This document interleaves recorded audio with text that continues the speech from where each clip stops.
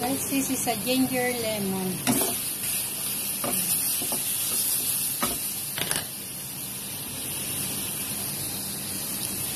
And after that, ipapry na yung chicken.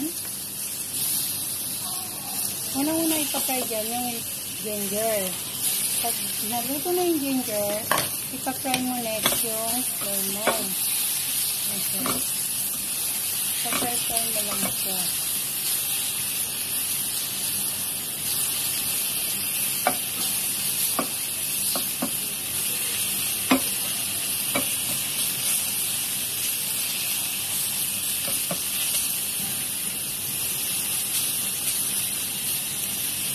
Pula-pulahin mo lang sa kunti. After that,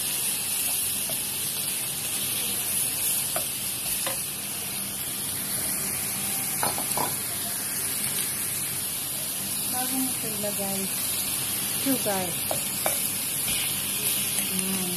Hanggang mag-melt yung sugar niya. Then, 5 minutes to cook. Third.